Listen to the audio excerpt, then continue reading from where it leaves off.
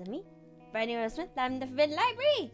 Hello, everyone. Thank you for your patience during my small break. Hello, Nimby. Hello, Novices Phantom. Hello, Jadex Calba. Hello, hello, Noctua. Hello, Asuka. Hello, Novices Phantom. I always said that. I always said you twice. It's fine. I have returned. I took a break. I can tell you why now. I don't like telling you where I'm going before I go to places. It's like, I know my brain, internet safety.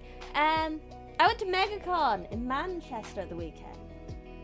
So I was busy Saturday and Sunday, and then I was just really tired Monday and Tuesday. Because I'm an old lady. Bing, bing, bing, bing, bing. Remember, 31 months. Oh my gosh. That's forever. That's forever. Thank you. Your loyalty is appreciated. And that is it. Super. This pregnancy joke is now so silly. It gets sillier every month. When will these babies be born? But it's kind of wonderful that it does get silly. Yeah. I went to MegaCon. I spent too much money at MegaCon, as you would expect. There were so many artists, bro, with so many good things. No one was selling any Limber stuff, though, which made me a little bit sad. It's a full litter by this point. It's like 5 litters by this point. It's crazy. Crazy. Okay, how is he? So too much at the dentist. That's not as fun. At least I got loads of really cool stickers out of it. I have this little A6 notebook with Sonic and Shadow on it, and it's become my little doodle book of my favorite things, and I've been having such a good time. Manchester Peak, have £10 of the Northwest rep. Yeah! I want to go back next year. Thank you, Maiden. That might help me recover from the overspend. I went in, I'm just gonna spend £100. £100 all I'm gonna spend this weekend. I spent double. They had stamp rallies, bro. Stamp rally. So you go to each person on the stamp rally and you buy something from them, and then you get loads of extra stuff on the stamp rally. There are 2 Final Fantasy stamp rallies and a Sonic stamp rally, and I did 3. I did 3 stamp rallies. Next time I'm only gonna do 1, 2 at the most. But I did 2 Final Fantasy 14 stamp rallies and 1 Sonic one. It was so good. I wanna go again. And I will go again. So if I take a break around this time next year, I know I said I didn't want to tell you where I'm going, but I can't do. I cannot. Unless between now and next year I explode on the internet and become someone who makes lots of money, then no. It's good stuff. It's good time. So much good stuff. I want, like I said, there wasn't any Limbus merch, but there were Limbus cosplayers, so I want to make stuff for next time, and I want to hand out my homemade Limbus merch to the Limbus cosplayers I find, and I want to make business cards. I know, again, I was trying not to like connect face to person, but there were a lot of good opportunities for networking while I was there. There was a whole section of indie game developers, and I was like, would have been good if I got into that. Probably gonna join Halloween and Gen 5 build when you're a tuber. No, I don't think I could do Hololive now, to be honest. If only because of all the traveling. They go back and forth from Japan like a shit ton. I don't think I could hack that, to be completely honest. Them girls are made of tougher stuff than I am. I'm too old and squishy for Hololive now. I'm just to be. Bestie, I will subsidize you. Yeah, I'll be fine. I'll be going in with better expectations. It felt like my first con again. I'll join Halloween if that's your dream. See, I'm not. It used to be. I don't know if it is now. Oh, that's a good point! The Maldives with Kiara would be probably not the only reason, but like one of the biggest reasons to apply. Maldives. I got Kiwawa merch while I was there. I have a KFP lanyard now, and a little Kiwawa charm and a Kiwawa print. There was lots of Kiwawa. Weirdly, out of all the VTubers though, I think the one that had the most merch was Nimi. Nimi had a lot of merch. There was a lot of Hololive. And if there was Hololive, it was Advent the most. Advent's very popular. I think they're the most popular gen, if that com was anything to go by. At least in the UK. I think myths potentially start to fall behind a little bit. Which is sad. But a lot of people when they were doing myth merch, they still did Gura and Ame as well, which was really cute. Because they were like, I didn't feel like I could keep them out of it. I know they were graduated, but I didn't feel like I could draw the ungraduated ones without the graduated ones. They're a group. I said, yeah, they are. Yeah, they are. It's so sad that I'm together anymore. I had a good time. But enough about me and enough about conventions. I'm gonna read you a book. That's what I'm gonna do, but see, my plan was today. Myth is always fine. Myth is always fine. My plan was today to go to the Rocking Horse world, and we'll sit on the Rocking Horse and we'll read. But then I logged in. I haven't logged in a while, and I saw that they'd given members, like VR paying members, because I did some paying, a certain item that I really wanted to use on stream. Are you excited? I'm excited. Myth 5 forever, yes! Insane man of the forest, bro, that could be anyone. I actually could. I was trying to remember what happened last time, and I remembered that guy they found in the forest. You know I knew you'd know the item, Maiden. You know what I'm talking about. Shall we? Shall we bounce? This is a trampoline stream now. Let me get on. Whee! See, now I need to focus on staying on this trampoline while reading. I don't know if that's gonna be good or bad. We should play VR chat together one day. Maybe one of these Sundays we'll do a thing. I like how this Bridie said Bridie doesn't look like she has a mouth. No mouth! Yet she screamed. Boing, boing, boing. Okay, let's see if I can focus on the book and doing this. I mean, if I could read during while doing a Sonic level, I could read during this, right? Right? So, Duck Space, welcome. Yes, we bounce.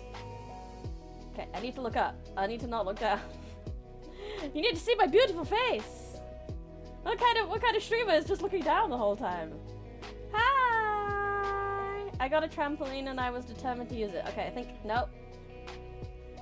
I just need to get in the middle and then I'll be fine. Okay.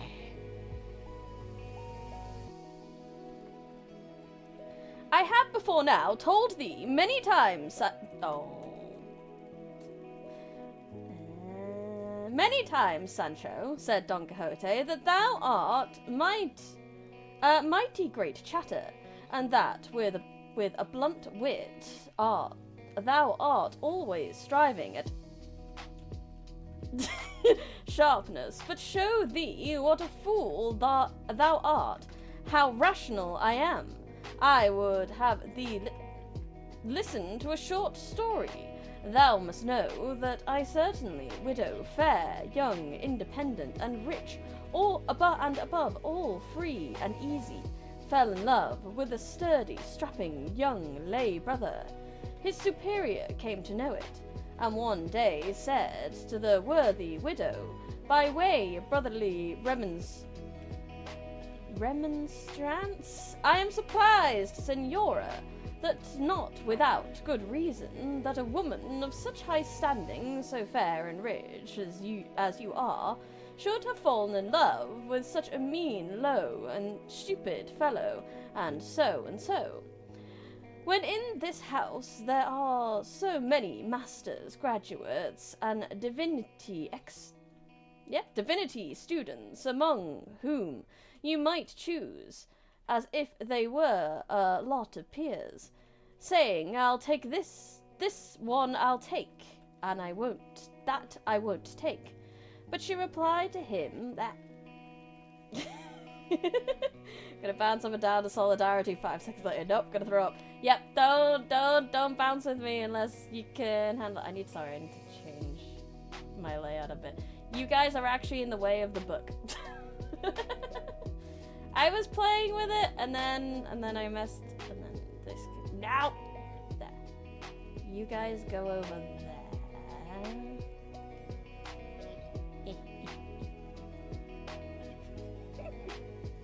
I'm having a lot of fun, though. I feel like I'm using 2 parts of my brain at the same time that I'm not really supposed to be using at the same time, but I am anyway.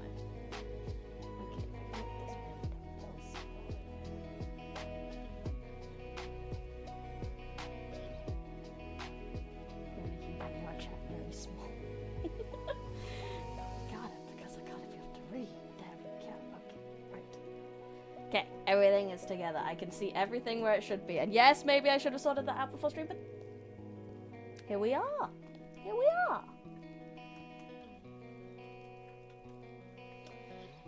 But she replied to him with great sprightliness and candour, My dear sir, you are very much mistaken, and your ideas are very old-fashioned. If you think that I have made a bad choice, and so, fool as he seemed, because for all I want with him, he knows as much and more philosophy than Aristotle. In the same way, Sancho, for all I want with Dulcina del Toboso, she is as good as the most exalted princess on earth. It is not to be supposed that all those poets who sang the praises of ladies under fancy names they give them had any such mistress. Thinkest thou that the Amaryllis, the Phyllises, the Sylvises, so many names, the Dianas, the Galateas, the Philidas, and all the rest of them, that... Can I stop the page and keep bouncing? Yes, I can! Oh no! Boo. It's fine. It's fine. We'll recover.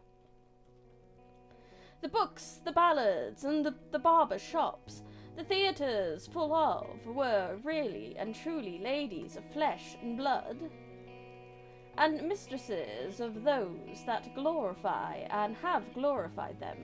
Nothing of the kind. They only invent them, for the most part, to furnish a subject for their verses, and that they may pass for lovers, or of men valiant enough to be so. And so it suffices me to think and believe that the good Alonso Lorenzo is fair and virtuous, and as to her pedigree...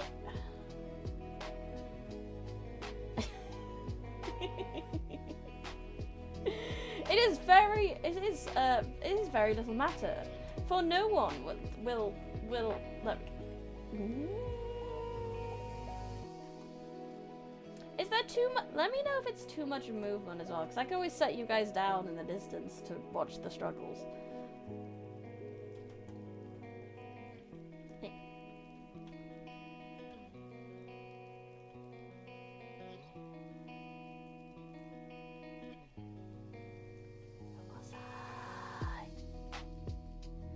Is fair and virtuous. As to her pedigree, it is very little matter, for no one will examine into it for the purpose of conferring any order upon her. Any order upon her, And I, for my part, reckon her the most exalted princess in the world. For thou shouldest know, Sancho, if thou dost not, that two things alone beyond all others are incentives to love, and these are great beauty and good name. And these two things are to be found in Dulcinea, in the highest degree. For in beauty no one equals her, and in good name few approach her. And to put the whole thing in a nutshell, I persuade myself that all I say is as I say, neither more or less, and I picture her in my imagination as I would have her to be, as well in beauty as in condition. Helen approaches her not, nor does Lucretia come up to her, nor any other famous woman of times past, Greek, barbarian, or Latin. And let each say what he will, for if in this I am taken to task by the ignorant, I shall be censored by the critical. Did he just admit that he's making shit up? Because he just basically said, I persuade myself that all I say is as I say. He basically just admitted that he's making everything up. Oh, Don. So is he self-aware that he is Delulu? Self-aware that this is all made up for his entertainment? I don't know. But I say your worship is entirely right, said Sancho, that I am an ass. Yeah, you are, Sancho. Yeah, you are. What is an ass is that this trampoline's not big enough.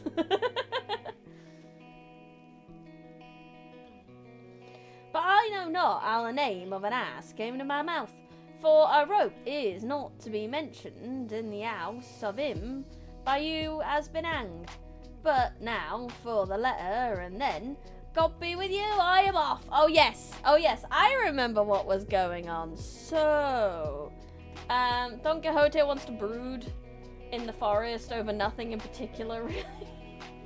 And then wants Sancho to go deliver a message to the Lady Dulcinea, who he has looked at like 4 times in his life and barely knows he exists. She's just a farm girl he happened to find a little pretty. And she's supposed to write him a letter of love to bring him out of his brood, and we don't know what's gonna happen. My source is that I made it the heck up. Don Quixote took out the notebook and, retiring to one side, very deliberately began to write the letter. When he had finished it, he called to Sancho, saying he wished for him to read it, so that he might commit it to memory, in case of losing it on the road. For with evil fortune like his, anything might be apprehended. To which Sancho replied, write it 2 or 3 times there in the book and give it to me, and I will carry it very carefully, because to expect me to keep it in my memory is all nonsense, for I have such a bad one that I often forget my own name, for all that I repeat it to me, as I shall like to hear it, for surely it will run as if it was in print. Sancho, I think you just can't be arsed, and he's making excuses. 100%. Listen, said Don Quixote, this is what it says. Don Quixote's letter to Lady Dulcinea del Toboso.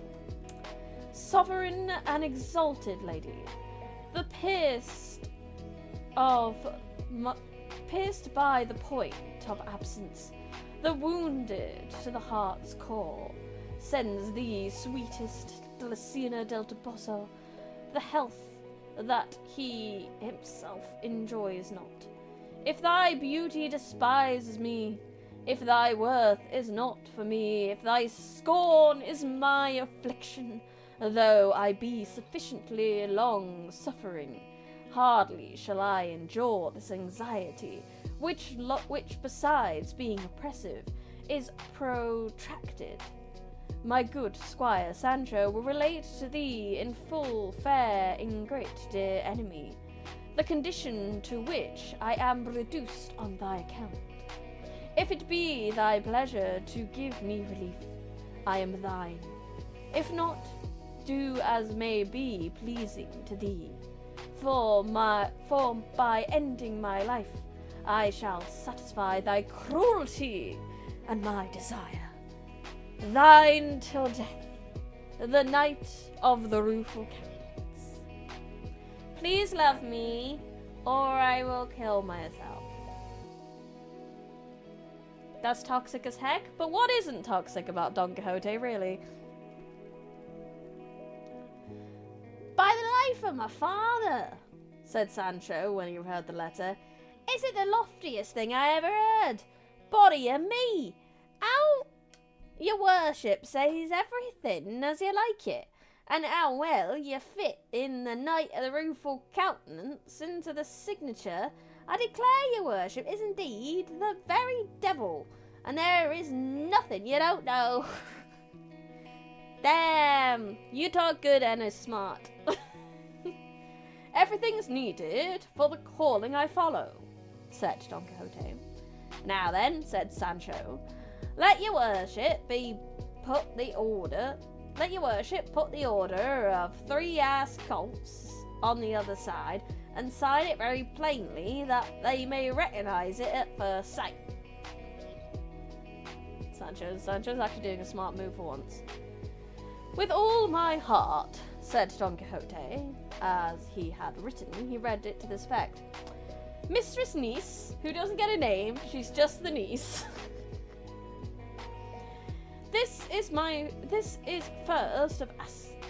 By this first of Ascolts, please pay to Sancho Panza, my squire, 3 of the 5 I left at home in your charge.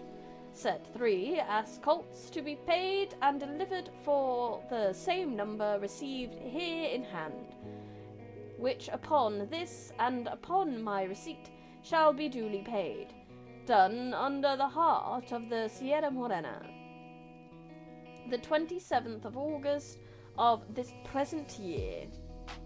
That's kind of a funny, like, he wrote present year? Is that just a way to get out of dating it? I also have mastered this trampoline. I'm not moving. It's great. We're just going straight up and down. This is what I needed. This is all we needed today. I am a master of the trampoline. That'll do, said Sancho. Now let your worship sign it. There is no need to sign it, said Don Quixote, for merely to put my flourish, which is the same as a signature, and enough for 3 asses, or even 300. Can I trust your worship? Returned Sancho. Let me go and saddle Rocinante and be ready to give you a blessing. Be ready to give me a blessing, for I mean to go at once, without seeing the fooleries that your worship is about to do. I'll say I saw you do so many that she will not want any more. At any rate, Sancho, said Don Quixote, I should like, and there is reason for it, I should like thee, I say, to see me stripped to the skin and performing a dozen or 2 of insanities, which I can get done in less than half an hour. But Sancho, you still won't get to see me do the insanities. Have any of you done any insanities today? I don't think I have. I think my day has been fairly empty of insanities. It's been a fairly sane day. And did you get them done in half an hour? For having seen them with thine own eyes, thou canst then safely swear to the rest that thou wouldst add. I promise thee that thou wilt not tell of as many as I mean to perform. For the love of God, master mine, said Sancho, let me not see your worship stripped, for it will sorely grieve me. I don't want to see your balls, master, I don't. And I shall not be able to keep from tears and my headaches with all I shed last night for Dapple. and I am not fit to be any fresh weeping. But if it's your worship's pleasure that I should see some insanities, do them in your clothes, short ones, and such as come readiest to hand, for I myself want nothing of the sort, and as I have said, it will be saving a time for my return, which will be the news your worship desires and deserves. If not, let the Lady Dulcina look to it. If she does not answer reasonably, I swear as solemnly as I can that I will fetch a fair answer out of her stomach with kicks and cuffs. Damn, Sancho! If that bitch don't do this, I swear to God.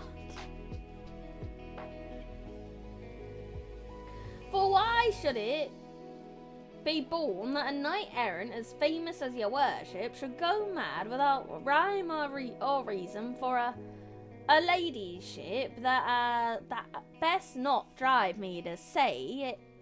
For by God I will speak out and let off everything cheap, and if it doesn't sell, I am pretty good at that.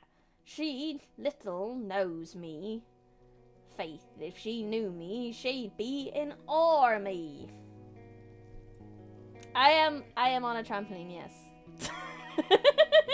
I logged into VR chat, and it turned. Then they give out free items to members every so often, and I logged in, and they had given me a trampoline. So naturally, we had to stream our trampoline.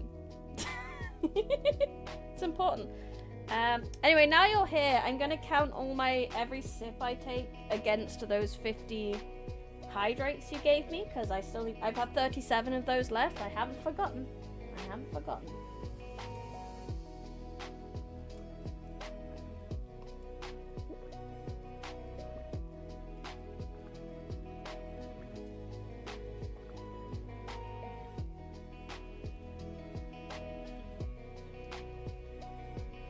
You can't add more!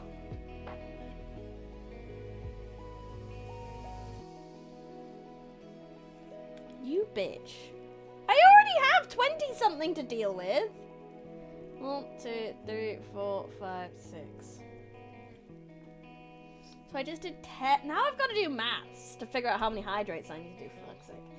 So I had 23 at the end. I just did 10 and you added 1, 2, 3, 5.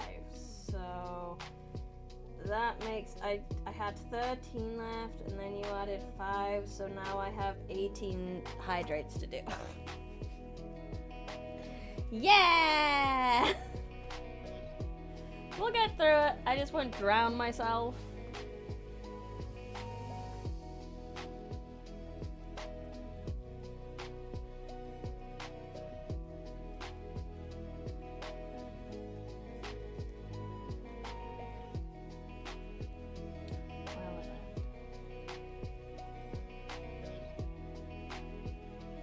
In faith, Sancho, said Don Quixote, to all appearance thou art no sounder in thy wits than I.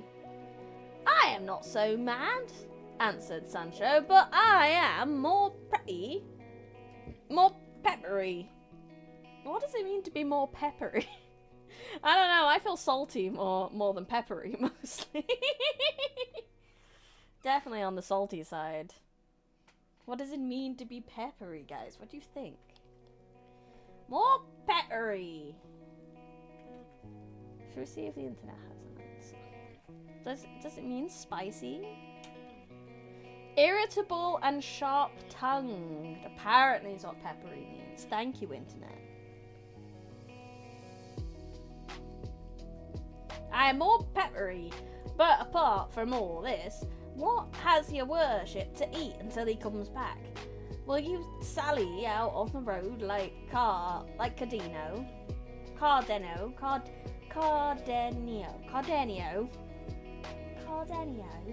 to force it from the shepherds? Let not that anxiety be trouble here, replied Don Quixote, for even if I had it, I should not eat anything but the herbs and the fruits which this meadow and these trees may yield. The beauty of this business of mine lies not in eating, and in performing other mortifications. Do you know what I'm afraid of? Said Sancho upon this. That I shall not be able to find my way back to this spot where I'm leaving you. It is such an out-of-the-way place.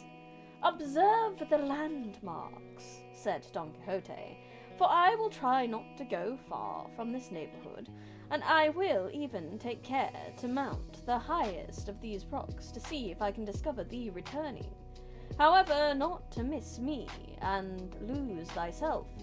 The best plan will be to cut some branches of the broom that is so abundant around here, as thou goest, and lay them at intervals until thou hast come out upon the plain. These will serve thee after the fashion of the clue in the labyrinth of Theseus, as marks and signs for finding me on thy return. So I will, said Sancho Panza, and having cut some, he asked his master's blessing, and not without many tears on both sides, took his leave of him, and mounting Rocinante, of whom Don Quixote charged him earnestly to have as much care as his own person, he set out for the plain, shrewing at intervals the branches of broom as his master had recommended him, and so he went his way, though Don Quixote still entreated him to see him do, were it only a couple of mad acts. He had not gone 100 paces, however, when he returned and said, I must say, Signor, your worship said quite right, that in order to be able to swear without a weight of my conscience that I seen you do mad things, it would be well for me to see only one, though in your worship's remaining here, I have seen a very great one. What is going on? Did I not tell thee so? Said Don Quixote. Wait, Sancho, I will do them in the saying of Credo. And pulling off his breeches in all haste, he stripped himself to the skin and shirt, and then, without more ado, he cut a couple of gambados in the air, and a couple of somersaults heels over head, making such a display that, not to see it a second time, Sancho wheeled Rocinante around, and felt easy and satisfied in his mind that he could swear he had left his master mad, and so we will leave him to follow his road until his return, which was a quick one. Dun, dun, dun, dun, dun. In which are continued in this chapter of 26 the refinements wherein Don Quixote played the part of a lover in the Sierra Morena. Returning to the proceedings of him of the rueful countenance, when he found himself alone, the history says that Don Quixote had completed the performance of the somersaults or capers, naked from the waist down, and clothed from the waist up, and saw that Sancho had gone off without waiting to see any more crazy feats. He climbed up to the top of a high rock, and there set himself to consider what he had several times before considered, without ever coming to any conclusion on the point, namely, whether it would be better and more purpose to imitate the outrageous madness of Roland, or the melancholy madness of Amadis. And, communing with himself, he said, a very big piece of text. Let's drink first.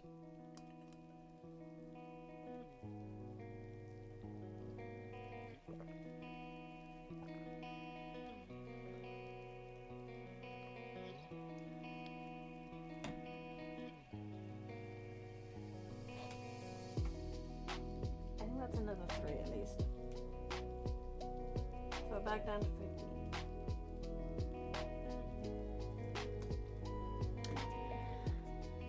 What a wonder is it if Roland was so good a knight and so valiant as everyone says he was, when after all he was enchanted and nobody could kill him, save by thrusting a corking pin into the sole of his foot. And he always wore shoes with 7 iron soles. Though cunning devices did not avail him against Bernardo de Capio, who knew all about them, and strangled him in his arms at Roncesvalles. But putting the question of his valour aside, let us come to his losing his wits. For certain it is that he did lose them in consequence of the proofs he discovered at the fountain, and the intelligence that the shepherd gave him of Angelica having slept more than 2 siestas with Medoro, a little curly-headed Moor, and page to Agramante. If he was persuaded that this was true, and that his lady had wronged him, it is no wonder that he should have gone mad.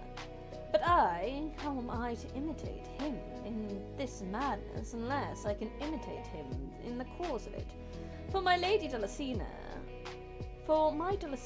I will venture to swear, never saw a Moor in her life, as he is, in his proper costume, and she is this day the mother that bore her, and I should plainly be doing her a wrong if, fancying anything else, I were to go mad with the same kind of madness as Roland the Furious.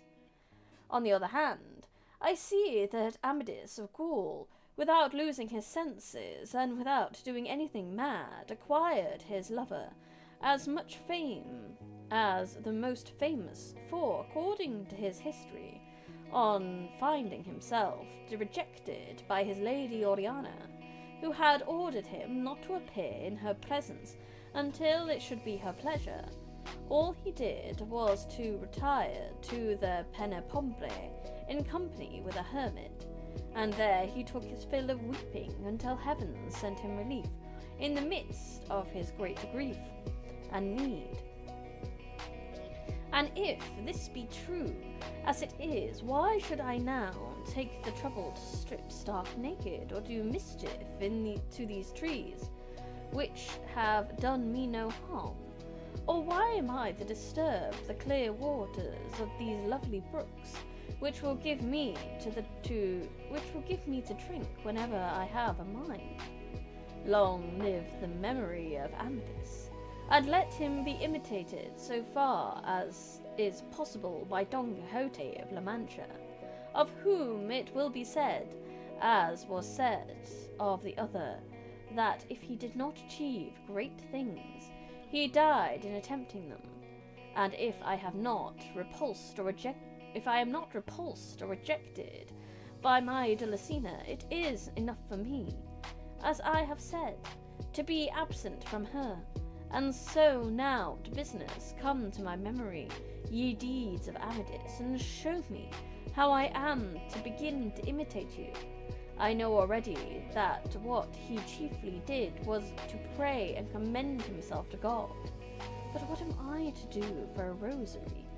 For I have not got one.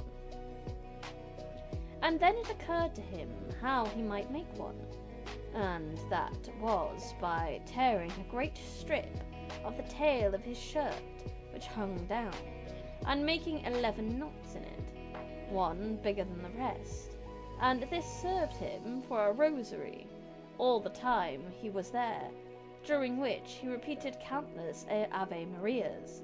But what distressed him greatly was not having another hermit there to confess him and receive consolation from, and so he solaced himself with pacing up and down the little meadow, writing and carving on the bark of trees, and on the fine sand multitude of verses in all harmony with his sadness, and some in praise of Dulcina. But when he found there afterwards the only ones completely legible that could be discovered were those as follows: Ye on the mountainside grow, ye all things, trees, shrubs, and bushes. Are ye aweary of the woe that this poor aching bosom crushes? If it disturbs you, and I owe some reparation, it may be a defense for me. Yeah, defense for me to let you know. Don Quixote's tears are on the flow, and all for the distant Dulcinea del Toboso. There's not much flow to this poem, but there's some good rhyming scheme. The lealest lover time can show, doomed for a lady love to languish, among these solitudes doth go, a prey to every kind of anguish. Why love should, like a spiteful foe, thus use him, he hath no idea, but hogshed full this doth he know. Don Quixote's tears are on the flow, and all for distant Dulcinea del Toboso. Adventurers seeking doth he go, up rugged heights, down rocky valleys, but hill or dale or high or low, mishap attendeth all his sallies. Love still pressures him to and fro, and piles his courage scourge me. Relentless fate, and endless woe, Don Quixote's tears are aflow, and all for distant Dulcinea el Toboso. Try fitting that in a Hallmark card. They would. The addition of del Toboso to Dulcinea's name gave rise to no little laughter among those who found the above lines, for they suspected Don Quixote must have fancied that unless he added del Toboso when he introduced the name Dulcinea, the verse would be unintelligible, which was indeed the fact. As he himself afterwards admitted, he wrote many more, but, as had been said, these 3 verses were all that could be plainly and perfectly deciphered.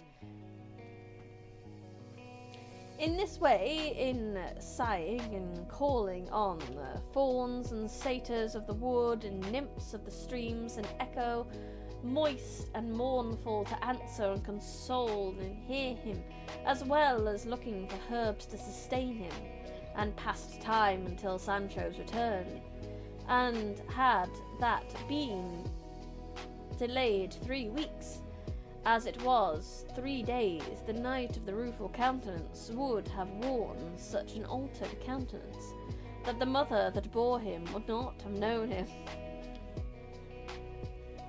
It's a face only the mother that bore you would know. Kinda like how some rappers mangle pronunciation of certain words so they make sense. Yes, that's exactly what it is.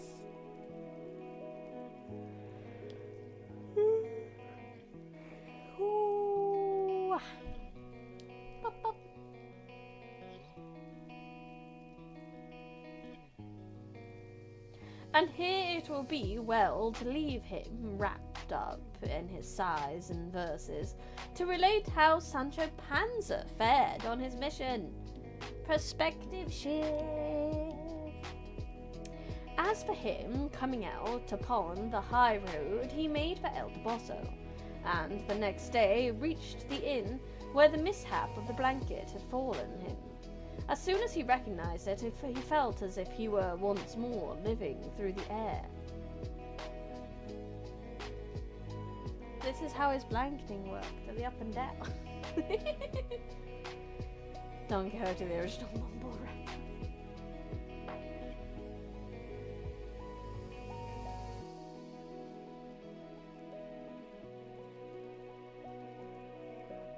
And he could not bring himself to enter, though it was an hour when he might well have done so, for it was dinner time, and he longed to taste something hot, as it had been all cold fare with him for many days past. This craving drove him to draw near to the inn, still undecided whether to go in or not. As he was hesitating, there came out two persons who at once recognized him, and one said to the other, "Hello, Chase! Got a job working thing in like 2 hours. Haven't slept. Have to do one thing. You're a nerd. You're a giant nerd." So are you, Chase. Thank you for introducing me to this VR world that I'm now trampolining in. Nerd. Employed nerd. It's not the old you think it is. Senor Listenate.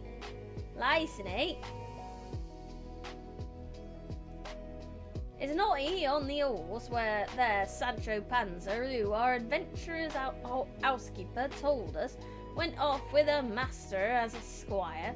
What the fuck is that whole sentence? Senor Listenate. It's an insult, swear. Oh, they're talking to each other. Is that not the horse there? Sancho Panza, who our adventurer's housekeeper told us went off with her master as a squire?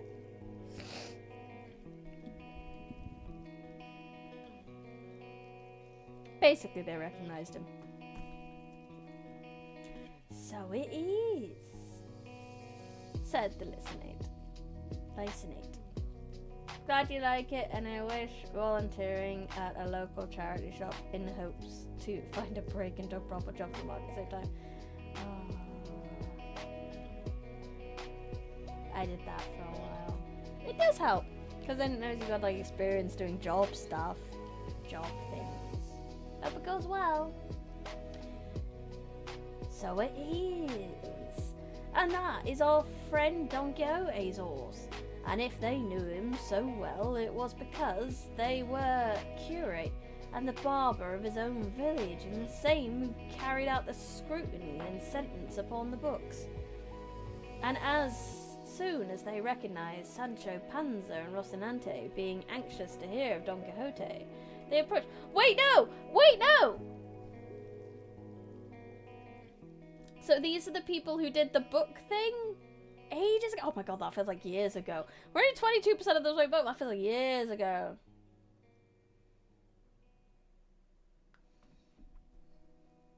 They approached and called him by his name. The curate said, "Friend, Sancho Panza, where is your master?" Sancho recognized them at once, and determined to keep secret the place and circumstances where and under which he had left his master. So he replied that his master was engaged in a certain quarter on a certain matter of great importance to him, to which he could not disclose for the eyes in his head. Nay, said the barber. If you don't tell us where he is, Sancho Panza, we will suspect as we suspect already that you have murdered and robbed him. Sancho, no! For here you are, mounted on his horse. In fact, you must produce the master. You must produce the master of the hack, or else take the consequences. There's no need of threats with me, said Sancho, for I am not a man to rob or murder anybody. Let his own fate or God who made him kill each one. My master is very engaged, much to his taste, doing penance in the midst of these mountains. And then, offhand, without stopping, he told them how he had left him, what adventures befallen him, and how he was carrying a letter to Lady Delisina del Toboso, the daughter of Lorenzo Corcello, with whom he was head over ears in love. They were both amazed at what Sancho told them, for though they were aware of Don Quixote's madness and the nature of it, each time they heard of it, they were filled with fresh wonder, and they asked Sancho Panza to show them the letter he was carrying to the Lady Delisina del Toboso. He said it was written in a notebook, and that his master's directions were that he should have it copied on paper at the first village he came to. On this, the curate said if he showed it to him, he himself would make a fair copy of it. Sancho put his hand in his bosom. Hello, Tyler, welcome. In search of the notebook, but could not find it. Nor if he had kept searching until now, could have found it. For Don Quixote had kept it, and had never given it to him. Nor had he himself thought of asking for it. Oh my god. Sancho.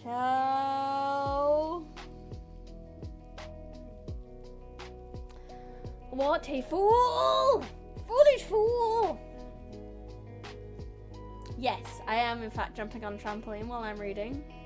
It took me a long time to get the right equilibrium to not fall off it constantly, but we managed it, and I have mastered the trampoline and can now read fluently on a trampoline. This is a skill that needs to be on my CV. Can read while on trampoline. Please do not test. She has video evidence of it.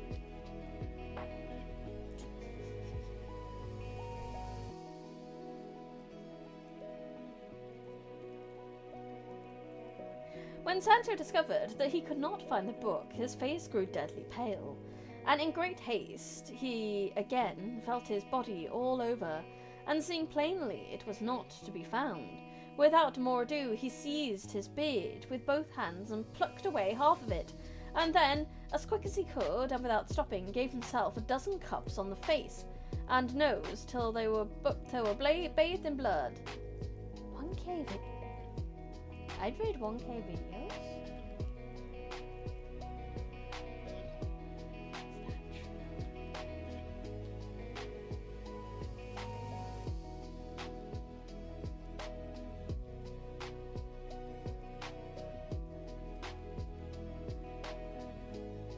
That's wild.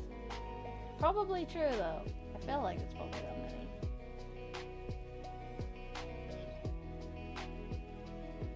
Really do look for that.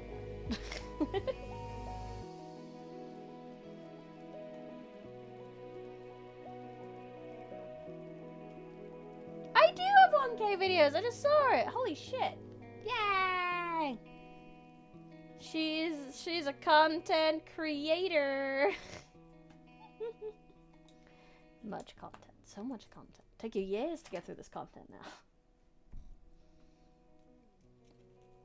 Probably not. Do maths. I don't want to do maths. I want to read. We're an English language channel, not a maths channel. Let's go. That's really good. Look up.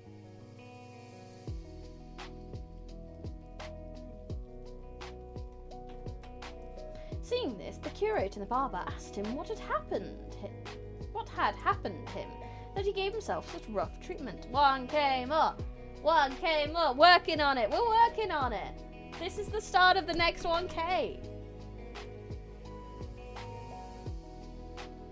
What should happen to me? Replied Sancho, but all lost from one hand to the other in a moment 3 ass colts, but each of them like a castle. How is that? Said the barber. I lost the notebook, said Sancho, that contained the letter to Dulcinea and an order signed by my master, to which he directed his niece to give me 3 ass colts out of 4, or 5 he had at home, and he then told them about the loss of Drapple. The curate consoled him, telling him that when his master was found, he would get him to renew the order and make a fresh draft on paper, as was usual and customary, for those made in notebooks were never accepted or honoured. Sancho comforted himself with this, and said that if there were so, the loss of Dulcinea's letter did not trouble him, for he had it almost by heart, and it could be taken down from him whenever and wherever they liked. Repeat it then, Sancho, said the barber, and we will write it down afterwards. Well, this is going to go well.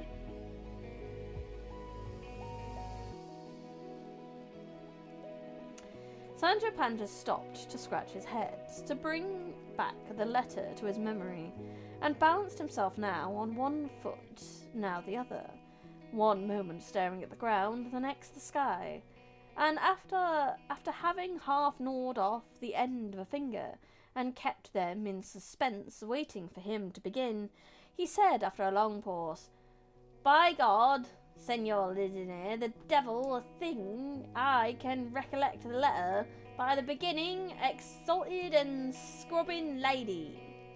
It cannot have said scrubbing, said the barber. A superhuman or sovereign? That's it, said Sancho. Then, as well as I remember it, the wounded and wanton of sleep, and the pierced kisses your worship's hands, ungrateful and unrecognised fair one, and said something or other about health and sickness that he was sending her, and from that it went and tailed off till the end with yours until death, the knight of the rueful countenance. It gave them no little amusement, both of them, to see what a good memory Sancho had. They had complimented him greatly upon it. What? And begged him to repeat the letter a couple more times, so that they too might get it by heart and write it out by and by. Sancho repeated it 3 times, and as he did, uttered 3,000 more absurdities. Then he told them more about his master, but he never said a word about the blanketing that had befallen him at that inn, into which he refused to enter. He told them, moreover, how his lord, if he had brought him a favourable answer from the Lady Delisina del Toboso, was to put himself in the way of endeavouring to become an emperor, or at least a monarch, for it had been so settled between them. And this is where Sancho just sounds just as crazy. And with his personal worth and the might of his arm, it is an easy matter to become one, and how, on becoming one, his lord was to make a marriage for him, for he would be a widower by that time, as a matter of course. As a matter of course. It's not like he's married and actually has kids or anything. What in the actual cake hole?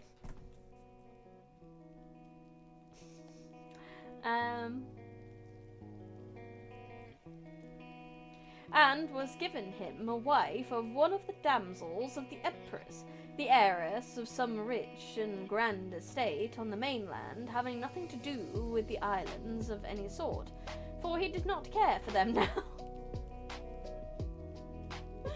Oh, Sancho.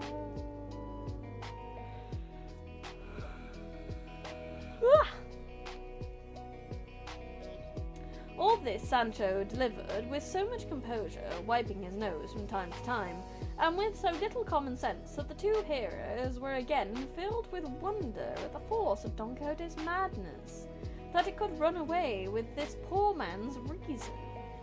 They did not care to take the trouble of disabusing him of his error, as they considered that since it did not in any way hurt his conscience, it would be better to leave it, and they would have all the more amusement in listening to his simplicities, and so they bade him pray to God for his lord's health, as it was very likely and a very feasible thing for him in the course of time to come to be an emperor, he said, or at least an archbishop or some other dignitary of equal rank. Oh my god. Yes, Sancho, yes, that sounds about right. Yes. Now, where is he? To which Sancho made an answer. If fortune, sir, should bring things about in such a way that my master should have a mind instead of being an emperor or to be an archbishop, I should like to know what archbishop errants commonly give their squires. Do you guys know? What would you give your squire? They commonly give them, said the curate, some simple benefice or cure, or some place as sacristan, which brings them a good fixed income, not counting the altar fees, which may be reckoned as much more. Give your squire mushy peas. I'd give them tea, but they have to make me a cup of tea as well. They can have all the tea they want, but every time they make a tea, they have to make me a tea. Why am I jumping? Because I can. Because I logged into VR chat and I had a trampoline and I wanted to use it. Reasons? None. Fun? Yes. But if, like I have said, if it does give people a little bit of sickness watching this, I can move the camera a little bit away. You can watch from a bit of a distance, or we can settle down, by all means. I understand if it's sickness inducing.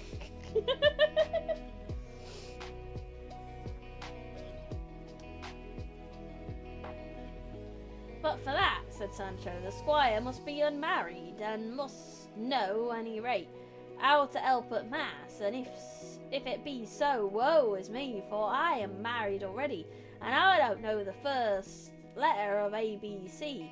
What will become of me if my master takes a fancy to an archbishop and not an emperor, and as is usual and customary with knight errants? Be not uneasy, friend Sancho, said the barber, for we will entreat your master and advise him, even urging upon him as a case of conscience to become an emperor, not an archbishop, because it will be easier for him, as he is more valiant than lettered. So I have thought, said Sancho, though I can tell you he is fit for anything. What I mean to do my part to pray to our Lord to place him where it may be best for him, and where he may be able to bestow most favours upon me. I fucking love how unrepentantly greedy Sancho is. Like, oh, well, I just want what's best for him. And what's best for me. So whatever's best for him to give me the most stuff. He's such a gremlin. This man is a goblin. He's a real life Luke Goblin. You speak like a man of sense. You mean a man of greed, but a man of sense, said the curate, and you will be acting like a good Christian. But what must now be done, is to take steps to coax your master out of that useless penance you say he's performing. And we had best turn into this inn, and consider a plan to adopt, and also dine, for it is now time. It's dinner time. Sancho said they might go in, but he would wait there outside, and that he would tell them afterwards the reason why he is unwilling, and why it did not suit him to enter it. But he begged them to bring out something to eat, and to let it be hot, and also to bring barley for Rocinante. They left him and went in, and presently the barber brought out something to eat. By and by, after they had between them carefully thought over what they should do to carry out their object, the curate hit upon an idea very well adapted to humour Don Quixote, and effect their purpose. And his notion, which he explained to the barber, was that he himself should assume the guise of a wandering damsel, and while the other should try as best he could to pass for a squire, and that they should thus proceed to where Don Quixote was, and he, pretending to be an aggrieved and distressed damsel, should ask a favour of him, which, as a valiant knight-errant, he could not refuse to grant. And the favour he meant to ask him was that he should accompany her whither she could conduct him in order to redress a wrong which a wicked knight had done to her, while at the same time she should entreat him not to require her to remove her mask, nor ask her any questions touching her circumstances until he had righted her with the wicked knight. Oh no, not another hydrate. That's 16 hydrates I have to do now. And as a fill-in for why I have 16 hydrates backed up, it's because last time I did a Limbus stream, Maxua gave me as many hydrates as I got bleeds on my characters, and I got 50 bleed, maxing out at 50, and then he gave me the 50. So let's see if I can knock that out now. I reckon I can knock out 16 hydrates now. Let's go.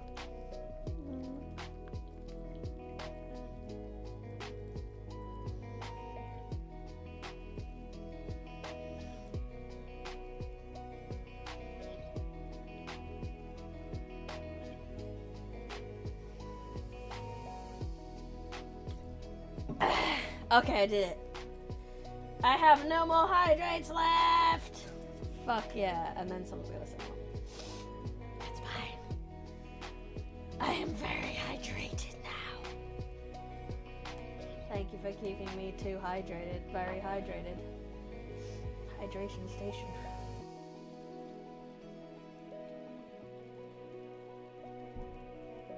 Move her man again. And he had no doubt Don Quixote would comply with any request made in these terms, and that in this way they might remove him and take him to his own village, where they would endeavour to find out if his extraordinary madness admitted to any kind of remedy. For achievement, fully hydrated water is the mother of life. It is! We all came from the sea! Why does Sancho look so absolutely... Oh, that's not Sancho, is it? It's gonna be one of the guys dressed up as a lady. Oh my god, they look so... We've got cross-dressing in this book! Look at it! Beautiful. So fabulous. Hello, I fell from heaven, welcome! Absolutely fabulous. This sounds really funny, actually.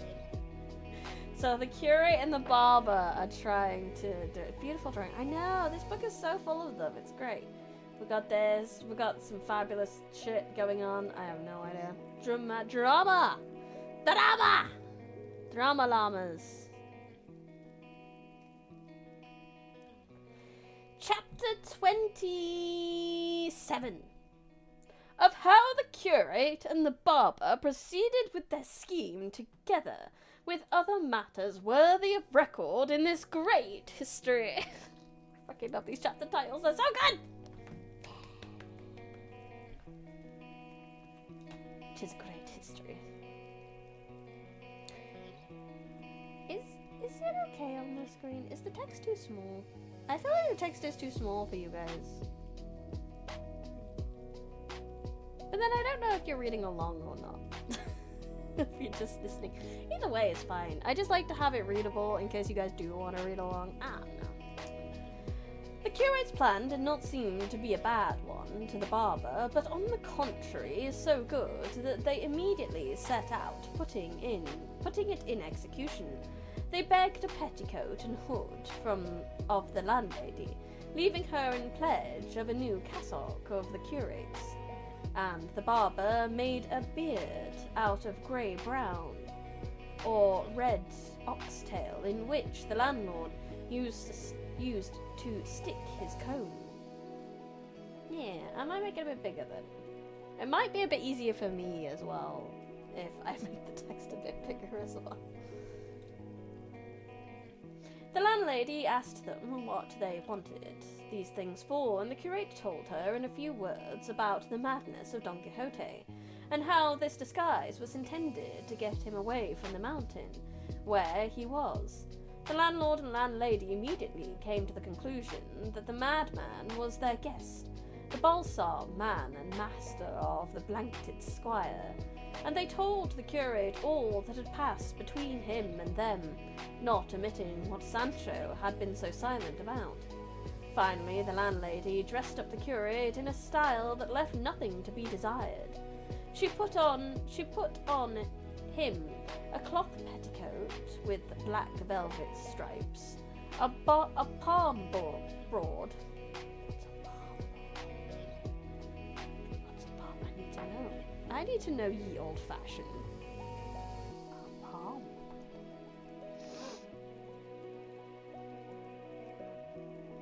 I'm getting trees. I'm just getting trees from that Google, so I'm not sure.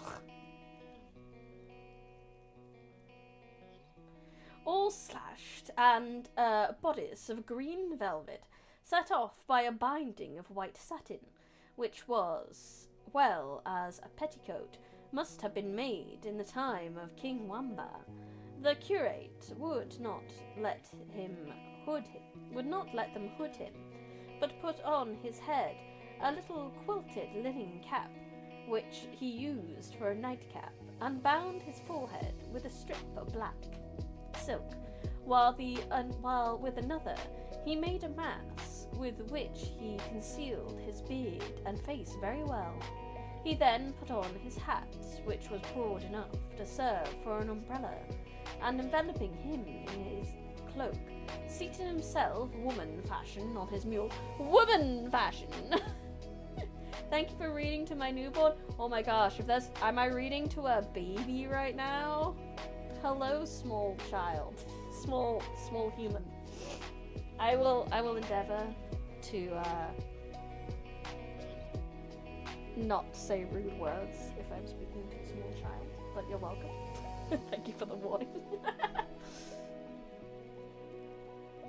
While the bartender mounted his with a beard down to the waist of mingled red and white, for it was, as has been said, the tail of a clay-red fox. They took leave of all, and of good maritones, who sinner. Oh yes, maritones, the lady who keeps the men company at night, who, sinner as she was, promised to pray a rosary of prayers, that God might grant them success in such an arduous and Christian undertaking as that they had in hand. But hardly had he sailed forth from the inn, when it struck the curate that he was doing wrong in rigging himself out in that fashion, as it was an indecorous thing for a priest to dress himself that way, even though much might depend on it. And saying so to the barber, he begged him to change dresses. Wait a minute, I'm a priest, I shouldn't be doing this. I shouldn't be dressing as a woman. This is ungodly. I didn't realise until now. I think he was enjoying himself.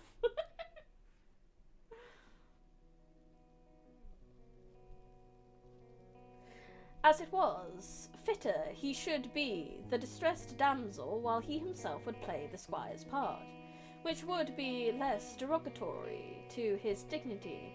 Otherwise he was resolved to have nothing more to do with the matter, and let the devil take Don Quixote. Just at this moment Sancho came up on seeing the pair in such a costume. He was unable to restrain his laughter.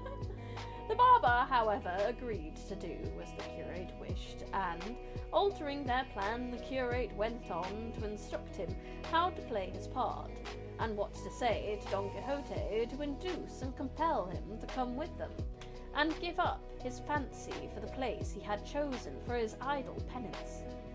The barber told him he could manage it properly without any instruction, as he did not care to dress himself up until they were near where Don Quixote was. He folded up the garments, and the curate adjusted his beard, and they set out under the guidance of Sancho Panza. A proper lady. Side saddle and all, proper lady. Hello, Doppel! I trust thou dost not object to my hearkening unto thee, whilst I am engaged writing. By all means, leave me some background noise while you write, as long as I'm not too distracting. Your writing comes first. My streams are just a sprinkle of joy on people's life. That's all I want it to be. I don't want to be priority, I just want to be a fun added extra.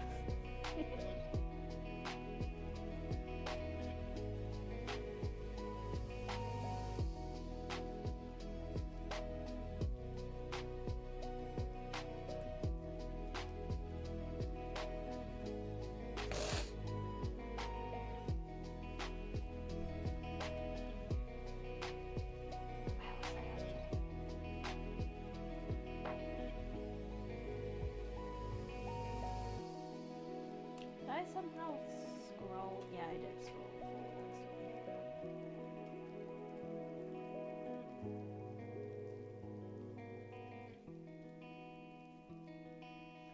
And altering the plan, the curate went on to instruct her to play the part, to say to Don Quixote to induce him to compel, and give up his fancy for the place he'd chosen for his idle penance. The barber told him that he could manage it properly without any instruction, and as he did not care to dress himself up until they were near where Don Quixote was, he folded up the garments, and the curate adjusted his beard, as they set out under the guidance of Sancho Panza, who went along telling them of the encounter with the madman they met in the Sierra, saying nothing, however, about the finding of the valise and its contents, for with all his simplicity, the lad was a trifle conveyatus. I think I would far rather listen for to watch you leap up and down to send my own head a spin. I did think this might induce a little bit of motion sickness in some people, and I do apologize. Like I said, if it does bother people too much, let me know. This won't be every time. This was just for fun, for my grand return after a week's break. And because it appeared in my inventory and I just had to. How could I not? The next day, they reached the place where Sancho had laid the broom branches as marks to direct him to where he had left his master. And recognizing it, he told them that here was the entrance, and that they would do well to dress themselves, if that was required to deliver his master, for they had already told him that going in this guise and dressing in this way were of the highest importance in order to rescue his master from the Google translate, help me translate this from English into English. Pernicious life he had adopted, and they charged him strictly not to tell his master who they were, or that he knew them, and should he ask, as he would, he had given the letter to Dulcinea to say that he had, and that she did not know how to read. Say she had given an answer by word of mouth, saying that she commanded him on pain of her displeasure to come and see her at once. How do I feel? I feel great. I feel amazing for having mastered the art of trampolining and reading at the same time. Honestly, I'm incredibly proud of myself. This is an achievement today. Today I've learned a new skill.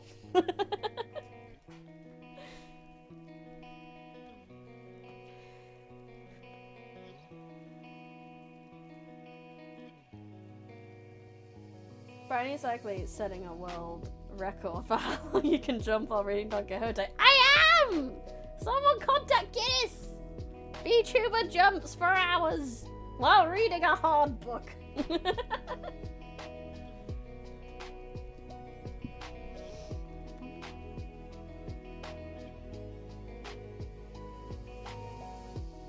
And it was a very important matter for himself because in this way, with what they meant to say to him, they felt sure of bringing him back to a better mode of life and inducing him to take immediate steps to become an emperor or monarch, for there was no fear of his becoming an archbishop.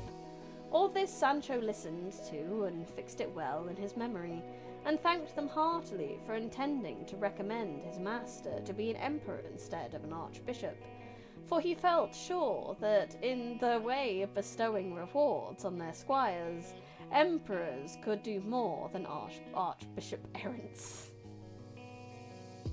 Oh, it's not the hardest book in the world, but Lord, is it probably the hardest book I've read on channel yet. Who knows? Who knows if there's just a book, like I'll pick up like just a random indie book someone will contact me about and I'll just be like, I can't. To be fair, that's actually technically happened before. But that was more because I didn't get along with the story. I was just like, I don't really want to read this. And then I sacked it off. It's happened. Gotta do what I'm interested in. I can't give it the spark without the interest. You know. And I'm very interested in how this is gonna pan out. How is the curate? It's the curate. Are they gonna get him back to home? Because I mean, we're only 23% of the way in. I'm kind of glad there feels like there's a bit more plot and less meandering at the moment, because there was a lot of soldiers meandering around. And now there's stuff happening. Potential of getting Don Quixote out of his hole. Who knows what this will bring.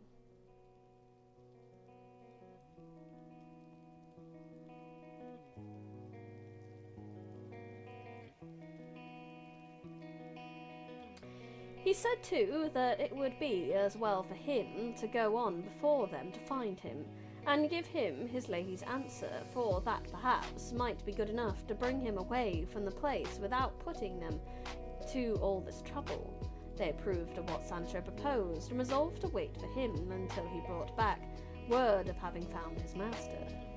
Sancho pushed on into the glens of the Sierra, leaving them in one through which there flowed even a little gentle rivulet, and where the rocks and trees afforded a cool and grateful shade, it was an August day with all the heat of one, and the heat in those parts is intense, and the hour was 3 in the afternoon, all which made the spot more inviting and tempted them to wait there for Sancho's return, which they did. They were reposting then in the shade, when a voice, unaccompanied by the notes of any instrument, but sweet and pleasing in its tone, reached their ears, at which they were not a little astonished, as the place did not seem to them likely quarters for one who sang so well. For though it is often said that shepherds of rare voice are to be found in the woods and fields, this is rather a flight of the poet's fancy than truth. And still more surprised were they when they perceived that what they heard sung were the verses not of rustic shepherds, but of the polished wits of the city. And so it proved, for the verses they heard were these: What makes my quest of happiness seem vain to stay? What bids me to abandon hope of ease, jealousies? What holds my heart in anguish of suspense, absence? Music is too loud?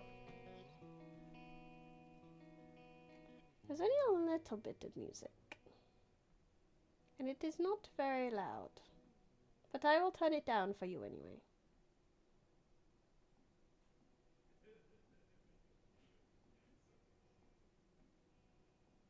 Okay. If that be so, then turn my grief Where shall I turn to seek relief when hope on every side lies slain by absence, jealousy's disdain?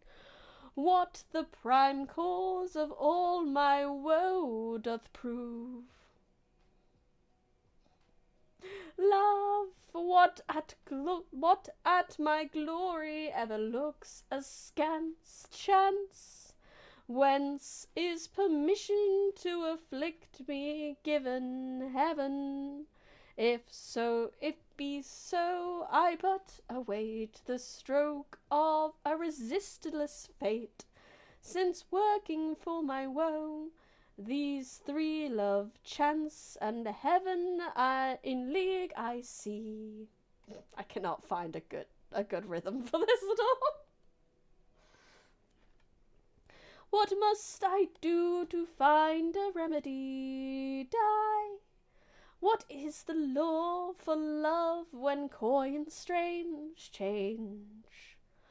What, if all fail, will cure the heart of sadness, madness? If that be so, it is but folly to seek a cure for melancholy. Ask where it lies, the answer saith, in change, in madness, or in death. The hour, the summer season, the solitary place, the voice and skill of the singer, all contributed to the wonder and delight the two listeners, who remained still waiting to hear something more. Finding, however, that the silence continued some little time, they resolved to go in search of the musician who sang with so fine a voice. But just as they were about to do so, they were checked by the same voice, which once more fell upon the ears, singing this. Let me give it a little drinky poo. When heavenward, holy friendship, thou didst go, soaring to seek thy home beyond the sky, and take thy seat amongst the saints on high, it was thy will to leave me on the earth below, thy semblance, and upon it to bestow thy veil, wherein at times hypocrisy, parading in thy shape, deceives the eye, and makes its vileness bright as virtue slow show. Friendship return to us, or force the cheat that wears it now, thy lively to restore, by aid whereof sincerity is slain. If thou wilt not unmask thy counterfeit, this earth will be prey to strife once more, as when primeval discord held its reign. La la la la la la la la la. The song ended with a deep sigh, and again the listeners remained waiting attentively for the singer to resume. But perceiving that the music had now turned into sobs and heart-rending moans, they determined to find who the unhappy being could be, whose voice was as rare as his sighs were piteous. And they had not proceeded far when, on turning the corner of a rock, they discovered a man of the same aspect and appearance as Sancho had described to them when he told them the story of Cardenio.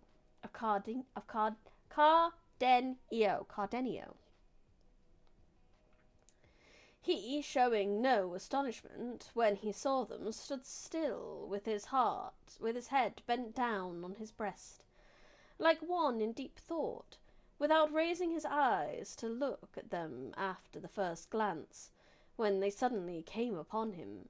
The curate, who was aware of his misfortune, and recognized him by the description, being a man of good address, approached him, and, in a few sensible words, entreated and urged him to quit a life of such misery, lest he should end it there, which would be the greatest of all misfortunes. Cardinal was then in his right mind, free from any attack of that madness that which so frequently carried him away, and seeing them distressed in a fashion so unusual among the frequenters of those wilds, could not help showing some surprise, especially when he heard them speak of his case, as if it were a well-known matter, for the curate's words gave him to understand as much. So he replied, "I see plainly, sirs, whoever you might be, that heaven, whose care it is to succour the good, and even the wicked very often here, in this remote spot, cut off from human intercourse, sends me, though I serve it not, those who seek to draw me away from this to some better retreat, showing me by many and forcible arguments how unreasonably I act in leading the life I do. But as they know that if I escape from this evil I shall fall into another still greater, perhaps, they will send me down as a weak-minded man, or what is worse, one devoid of reason. Nor would it be any wonder, for I myself can perceive that the effect of the recollection of my misfortunes is so great and works so powerfully to my ruin, that in spite of myself I become at times like stone, without feeling or consciousness, and I come to feel the truth of it when they tell me and show me proofs of the things I have done, when the terrible fit overmasters me, and all I can do is bewail my lot in vain, and idly curse my destiny, and plea for my madness by telling how it was caused, to any that care to hear it. For no reasonable beings, on learning the cause, will wonder at the effects, and if they cannot help me, at least, they will not blame me. And the repugnance they feel at my wild ways will turn into pity for my woes. If it be, sirs, that you are here with the same design as the others have come with, before you proceed with your wise arguments, I entreat you to hear the story of my countless misfortunes, for perhaps when you have heard it, you will spare yourselves the trouble. You would take in offering consolation to grief that is beyond the reach of it. And you know what is also beyond the I don't know. I was going to try segue to being on a BRB. You know what's also beyond my reach? Not having a BRB right now. BRB.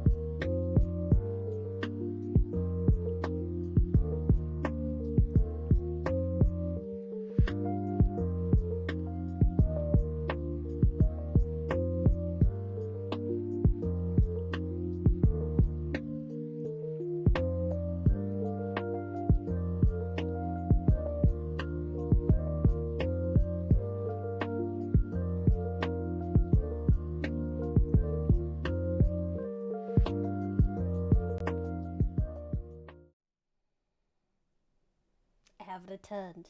Did I stop bouncing? No, of course not. Why would I do that? As they, both of them, desired nothing more than to hear from his own lips the cause of his suffering, they entreated him to tell it, promising not to do anything for his relief or comfort that he did not wish. And thereupon the unhappy gentleman begins his sad story in nearly the same words and manner in which he had related it to Don Quixote and the goatherd a few days before, when, through Master Ilsebard and Don Quixote's scrupulous observance of what was due to chivalry, the tale was left unfinished, as this history has already recorded, but now, unfortunately, the mad fit kept off, allowed them to tell it to the end, and so, coming to the incident of the note which Don Fernando had found in the volume of Amadis of Gaul, Cardenio said that he remembered it perfectly, and that it was these words. So if I remember correctly, just a small recap on this guy's story. He had a sweetheart that he was set to marry, but then he got a job working with this rich guy. I think it was like a counselor's son or something. It was a very good station, so he couldn't really say no. But then he told this guy about his love and showed him a picture, and the boss really liked her too. One thing leads to another. He's trying to get with her, basically. We didn't hear what happened, if they actually got together or not, but he kept trying to muscle his way in to any time they'd meet, try to find excuses to go to his hometown to see her, that kind of thing. Lucinda to Cardino. Every day I discover merits in you that oblige and compel me to hold you in higher estimation. So, if you desire to relieve me of this obligation without cost to my honour, you may easily do so. I have a father who knows you and loves me dearly, who, without putting any constraint on my inclination, will grant what will be reasonable for you to have.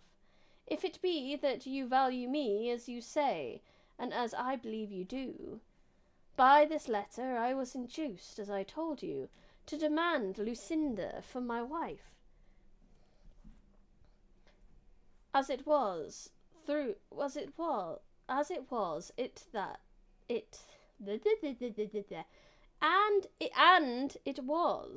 it that Lucinda came to be regarded by Don Fernando as one of the most discreet and prudent women of the day, and this letter it was that suggested his design of ruining me, for mine could be carried into effect.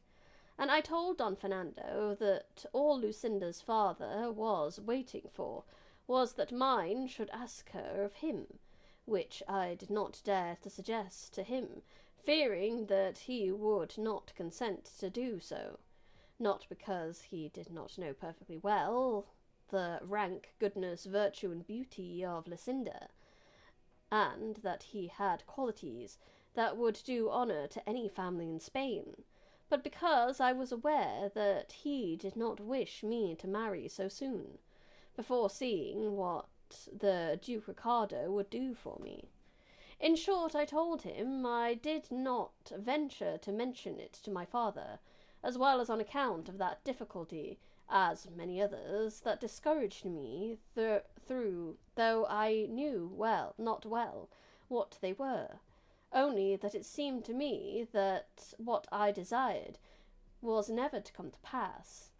To all this Don Fernando answered that he would take it upon himself to speak to my father and persuade him to speak to Lucinda's father.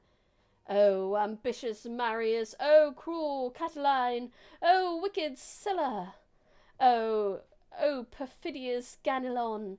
O treacherous Velido! O vindictive Julian! O covetous Judas!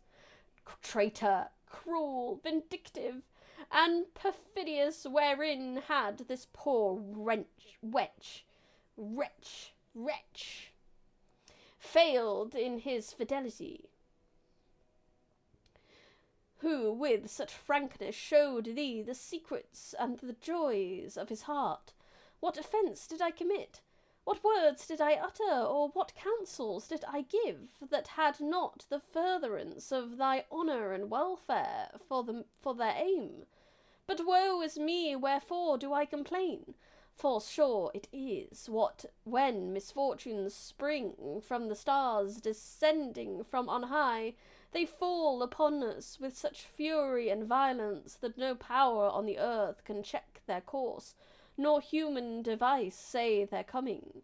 Who could have thought that Don Fernando, a high-born gentleman, intelligence bound to me by gratitude for my service, one that could not win the object of his love wherever he might set his affections, could have become so obdurate, as they say, as to rob me of my one ewe lamb that was not even yet in my possession? I think this is kind of his own fault.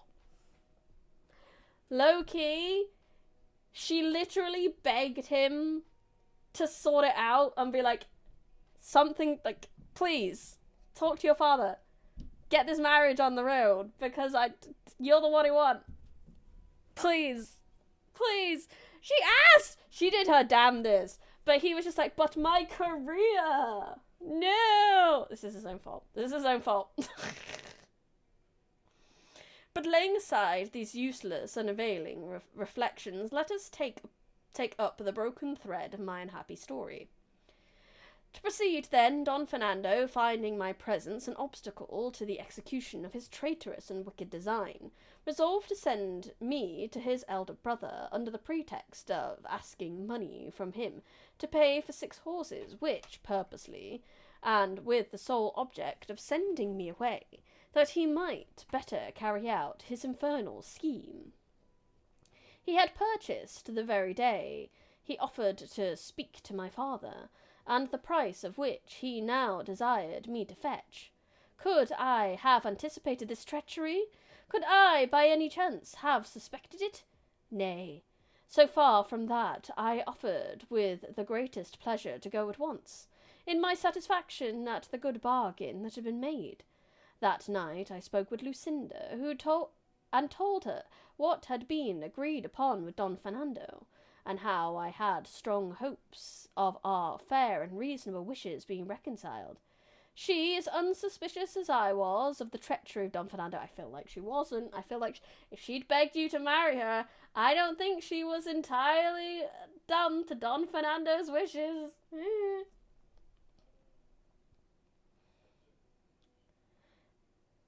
She, as unsuspicious, bade me try to return speedily, as she believed the fulfilment of our desires would be delayed only as long as my father put off speaking to hers.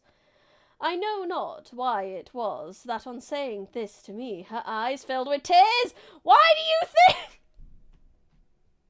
she knew? Couldn't be me. And he's like, she knew nothing. She's like, for fuck's sake, please. You're cute, but you're an idiot. I'm sorry for the swearing. I forgot that there was a newborn watching. Anyway.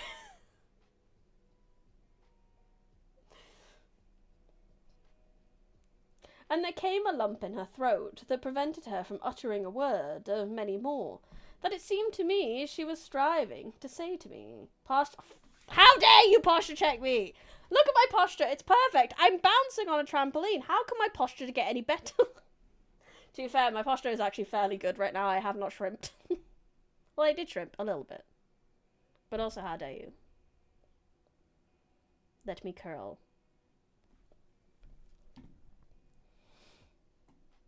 Hello, Brathian, welcome.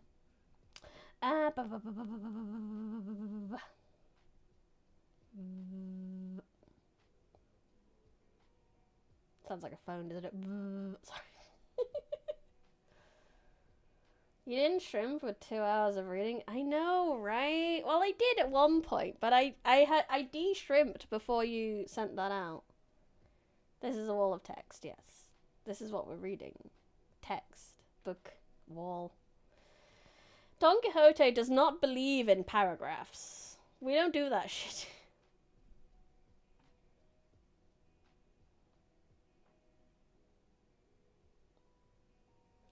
I was astonished at this unusual turn, which I never before observed in her, for we always conversed whenever good fortune and my ingenuity gave us the chance, with the greatest gaiety and cheerfulness, mingling tears, sighs, jealousies, doubts, or fears with our words.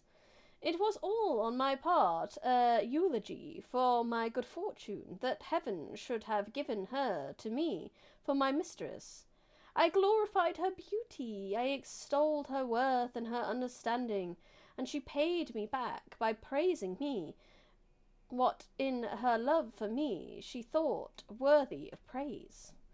And besides, we had 100,000 trifles, doings of our neighbours and acquaintances to talk about, and the utmost extent of my boldness was to take, almost by force, one of her fair white hands, and carry it to my lips, as well as the the closeness of the low grating that separated us allowed me. But the night before the unhappy day of my departure she wept. She moaned and sighed. She withdrew, leaving me filled with perplexity and amazement. "He's an idiot, Your Honour! He's an idiot!" It's no wonder he went mad. He can't figure it out. He's just an idiot, Your Honour. He's an idiot. It's a good thing he's cute, apparently.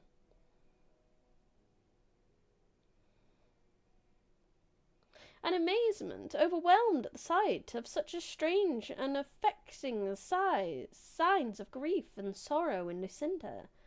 But not to dash my hopes, I ascribed it all to the depth of her love for me. Obviously, my honour, Your Honour, he didn't marry me in time.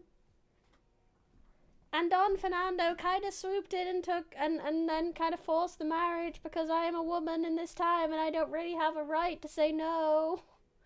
Therefore, when the rich man came along and my dad kind of agreed, that's just kind of what happened. I tried, Your Honour, to get him to marry me first, but no.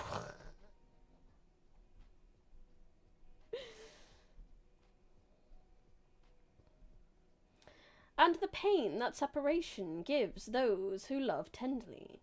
At last I took my departure, sad and dejected, my heart filled with fancies and suspicions, but not knowing well what it was I suspected or fancied, plain omens pointing to the sad event and misfortune that awaited me. I reached the place whither I had sent, gave the letter to Don Fernando's brother, and was kindly received, but not promptly dismissed, for he desired me to wait, very much against my will, 8 days in some place where the Duke, his father, was not likely to see me, and his brother wrote that the money was to be sent without his knowledge, all of which was a scheme of the treacherous Don Fernando, for his brother had no want of money to enable him to dispatch me at once. The command was one that exposed me to the temptation of disobeying it, and it seemed to me impossible to endure life for so many days separated from Lucinda, especially after leaving her in the sorrowful mood I have described to you. Nevertheless, as a dutiful servant, I obeyed, though I felt it would be at the cost of my well-being. But 4 days later there came a man in quest of me with a letter which he gave me, and which by the address I perceived to be from Lucinda, as the writing was hers. I opened it with fear and trepidation, persuading it must be something serious that had impelled her to write to me when at a distance, as she seldom did, so when I was near. Before reading it, I asked the man who it was that had given it to him, and how long he had been upon the road. He told me that he happened to be passing through one of the streets of the city at the hour of noon. A very beautiful lady called to him from a window, and with tears in her eyes she said to him hurriedly, "Brother, if you are, as you seem, a good Christian, For the love of God, I entreat you to have this letter dispatched without a moment's delay to the place and person named in the address, all which is well known, and by this you will render a great service to our Lord, and that you may be at no inconvenience in doing so, take what is in this handkerchief. And he said, with this she threw me a handkerchief out the window, in which were tied up 100 reals, and this gold ring which I bring here together with the letter I've given you. And then, without waiting for any answer, she left the window, and though not before she saw me take the letter and handkerchief, I had by signs let her know that I would do as she bade, and so, seeing myself so well paid for the trouble I would have in bringing it to you, and knowing by the address that it was you, it was sent. For, Signor, I know you very well. And also, unable to resist that beautiful lady's tears, I resolved to trust no one else, but to come myself and give it to you. And in 16 hours from the time when it was given to me, I have made the journey, which, as you know, is 18 leagues. Damn! She must be very pretty. All the while the good-natured, improvised courier was telling me this, I hung upon his words, and my legs trembled under me, so that I could scarcely stand. However, I opened the letter and read these words. The promise Don Fernando gave you to urge your father to speak to mine, he has fulfilled much more to his own satisfaction than to your advantage. I have to tell you, Signor, that he has demanded me for a wife, and my father, led away by what he considers Don Fernando's superiority to you, has favoured his suit so cordially that in 2 days hence the betrothal is to take place with such secrecy and so privately that the only witnesses are to be the heavens above and a few of the household. Picture yourself in the state I am in. Judge if it be urgent for you to come. The issue of the affair will show you whether I love you or not. God grant this may come to your hands before mine shall be forced to link itself with his who keeps so ill the faith that he has pledged. Oh, I feel like that's a really good, dunk on a Christian. His who keeps so ill the faith he has pledged. Oh, that's really cool. I don't know. I like that as a line. It's fire. Lucinda, that's a good burn, girl. Such, in brief, were the words of the letter. Words that made me set out at once without waiting any longer for reply or money, for I now saw clearly that it was not the purchase of horses, but his own pleasure, that had made Don Fernando send me to his brother.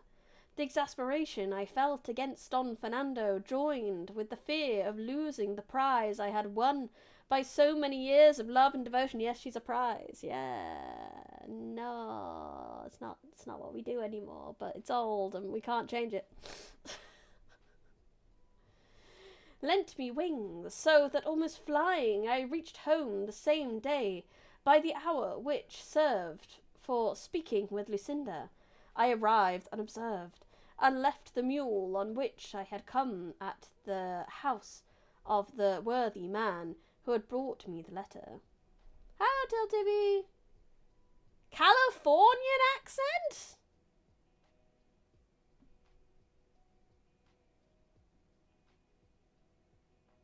I'm British.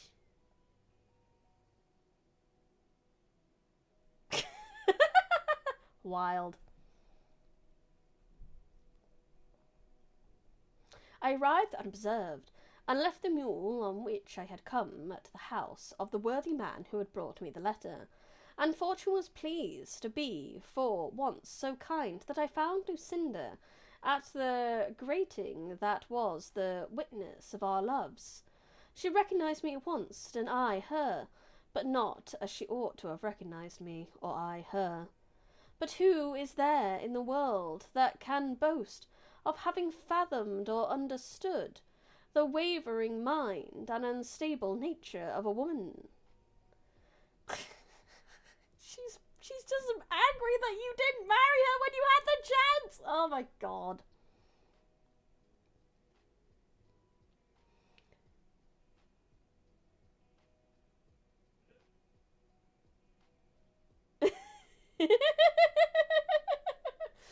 Okay, I'll be Australian today. Australia. Oh, in like kangaroos. I don't know what. I can't do accents very well. But she's up in mad today, that's for sure. Friday, did you lie to us about being Californian? I did. I was never Californian. I wasn't a Yankee the whole time. What even is that? It's getting worse. It's getting worse. It's honestly getting so much worse every time I open my mouth. Oh, lordy, this goes on for a long time. Rightio. We might have to stop the...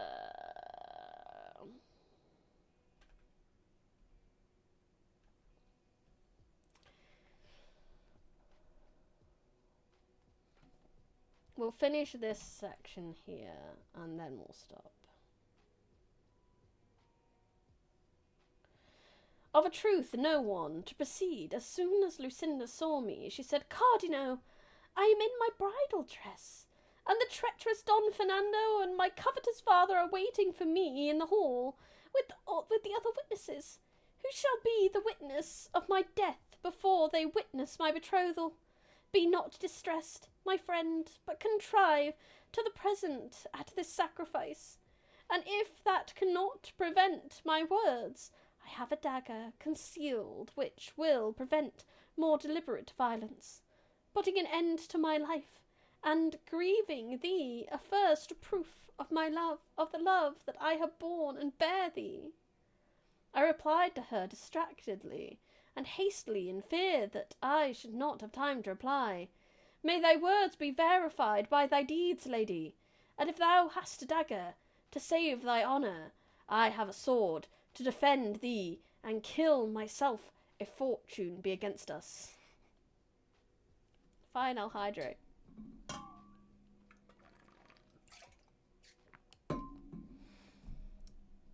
That is a terrible place to stop the stream. But it's also a terrible cliffhanger! Ah! We can find out next week. We know he survives, but does she? She does sound like a lady who's gonna judge the young gentleman who saved her friend daughter while travelling through the biggest cruise ever made.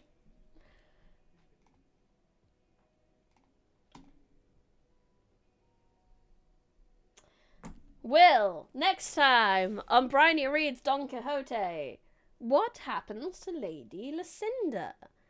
Does she murder herself for her own honour? Does Cardinal actually put up half a decent fight? Does the barber actually put on a dress and seduce Don Quixote? We'll find out next Sunday on Bryony Reads Don Quixote. But until then, I'll be back tomorrow where I'll be reading some Rekka. Reading Rekka? I will not be reading Rekka. I'll be playing Rekka. So Rekka is like a comfy game, but you're playing a swamp witch who lives on a house with chicken legs. So a Baba Yaga. It's a Baba Yaga comfy game. And I'm very excited to play it. And then Tuesday will be Limba's company. The usual shite. Let's get off this trampoline. This is enough for the day. Well, that was fun. Thank you, trampoline, for your services. So that is the end of today's stream. Thank you everyone for coming. Thank you everyone in the chat. Thank you anyone who lurked. Thank you anyone who watches the VOD. I really appreciate coming and hope you enjoy no matter which way you decided to enjoy. If you have not already, I would highly appreciate it if you on the YouTubes if you could give it a like, and if you're on Twitch. Give it a follow. Genuine question: how your voice like full of life, energetic? Is it mic settings, or got some exercises we could generally use to help ourselves? I don't know. I am just very expressive, I guess. I did a lot of drama when I was younger. I think that helps. Genuinely, it is kind of wild that I did, like I said, I did a lot of drama. I have like a little... Yeah, do drama. Do musical theatre. I am one qualification off being able to teach musical theatre. That probably helps. I mean, I'm working on doing voice acting. I have 2 audiobooks out at the moment. I'm working on the next one. Yeah, I suppose I would be... Feel it. I don't know. Feel it. Have fun. Do you laugh? Do you cry? Do you... Okay, gotta be dramatic. Drama. Put your energy into everything you do. It's tiring, but it's worth it. Sounds like an AI agent. Yeah, you know what? My advice is not great. But more expressive. I'm not AI. I am unfortunately a human being. If I was AI, I'd be streaming more. Because I wouldn't have to sleep. I am not going to be a teacher one day. Good lord, I cannot deal with that many people in one room. I don't work in a bakery anymore, for the record. I work in a sandwich shop now. So, the sandwich shop is enough for me now. It was owned by the same people I transferred. It was this thing. I didn't feel the need to, like, tell you I had a different job. AI could probably replicate me. It's one of my paranoias.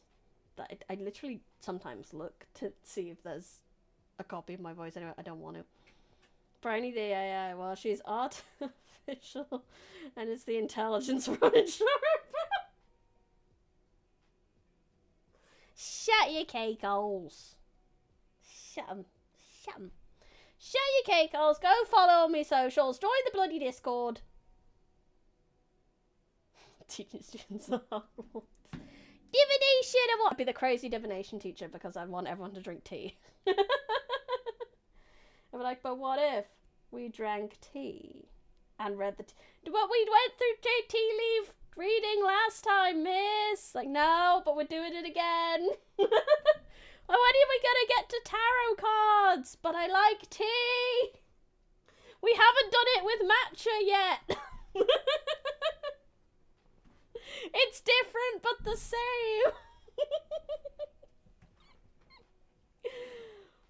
Do all the cheeky thing that keep writing where you don't. No. I do need to go. We do need to finish. Right. Join the socials. All that nonsense. Socials. Discord. Follows. Likes. Comments. Blah-de blah-de blah-de blah-de blah. There's a class we could just drink tea. You mean divination? Sure, whatever. What the tea leaves you got?